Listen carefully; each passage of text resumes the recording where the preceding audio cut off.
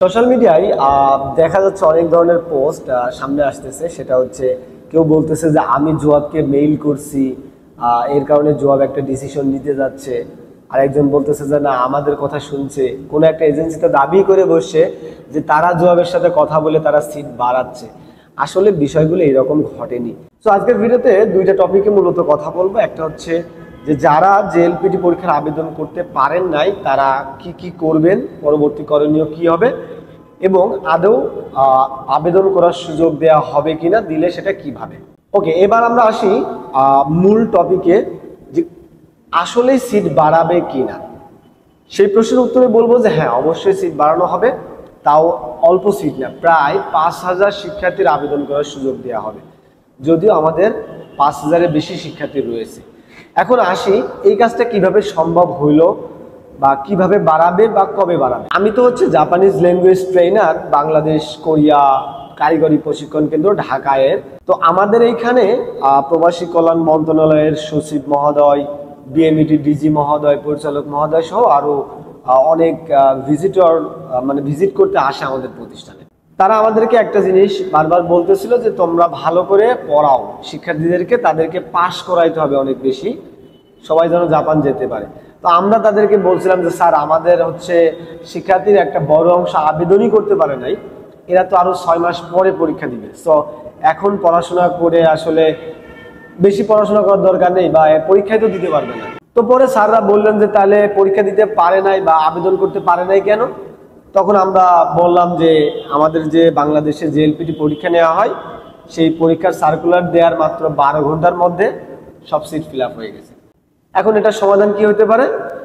তখন আমরা ডিজি মহোদয়কে বললাম যে স্যার, যেহেতু বাংলাদেশে জেএলপিটি পরীক্ষাটা নেয় হচ্ছে জোয়াব, তাহলে জোয়াবের সাথে যদি ফর্মাল আলোচনা করা যায়, একটা মিটিং করা যায়, তাদেরকে অনুরোধ করলে যদি তাদের হাতে সুযোগ থাকে তাহলে হয়তো বাড়াবে, কারণ আমরা তো সমস্যাটা জানি না।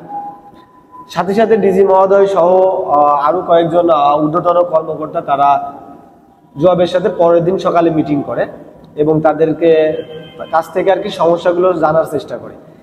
এখানে সব থেকে যে বড় সমস্যাটা জোয়াব থেকে আসছে সেটা হচ্ছে যে আমাদের এক্সাম সেন্টার বানানোর মতো জায়গা তারা নিতে পারতেছে না, ক্লাসরুমগুলো পাচ্ছে না।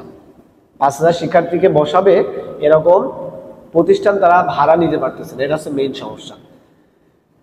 তো তারা ডিজি মহোদয় সহ ওই মিটিংয়েই তারা জবাব বলছে যে আপনারা যদি আমাদেরকে এই পরীক্ষার এক্সাম সেন্টার বা হল দিয়ে সাহায্য করতে পারেন তাহলে আমরা সিট বাড়াবো।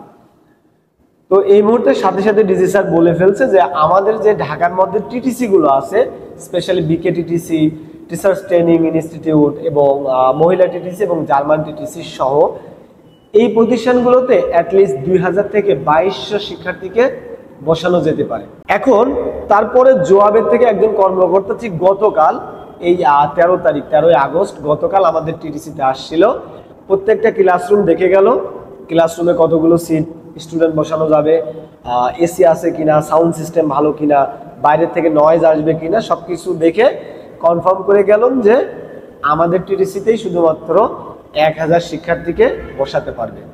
তারপরে তারা আমাদেরকে আশ্বস্ত করে গেলেন যে রাসেল ভাই, ঠিক আছে, আমরা আশা করতেছি যে শুধু এই টিটিসি গুলোই না, আমরা আরো কয়েকটা প্রতিষ্ঠানেও কথা বলছি, সেখানেও কিছু সিট পাবো।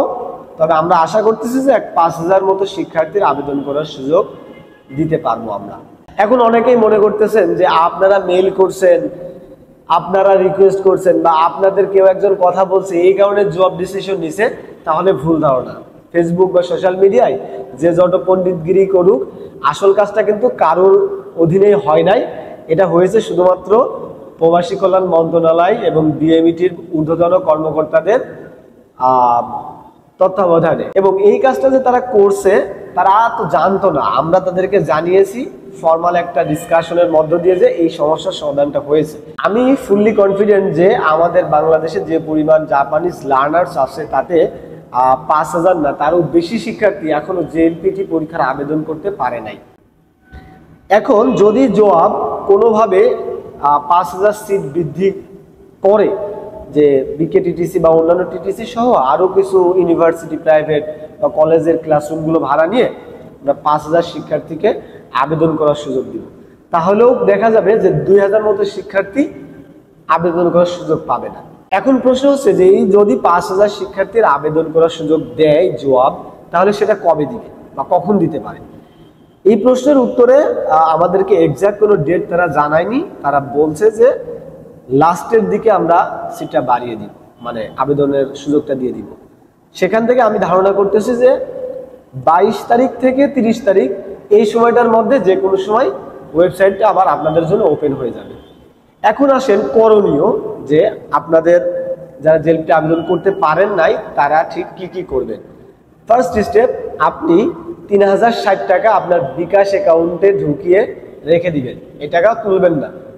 সেকেন্ড স্টেপ, আপনার ছবি, আপনার এনআইডি কার্ডের একটা ছবি এবং আপনার সিগনেচার, এইগুলো সুন্দর করে ছবি তুলে সাইজগুলো মিলায়ে রাখবেন।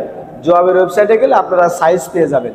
তাহলে এই তিনটা জিনিস আপনি যখন পুরোপুরি কমপ্লিট হয়ে যাবে, তখন আপনার কাজ হবে প্রতিদিন অন্তত 5 থেকে 7 বার জবের ওয়েবসাইট ভিজিট করা, কখন আবেদন শুরু হচ্ছে।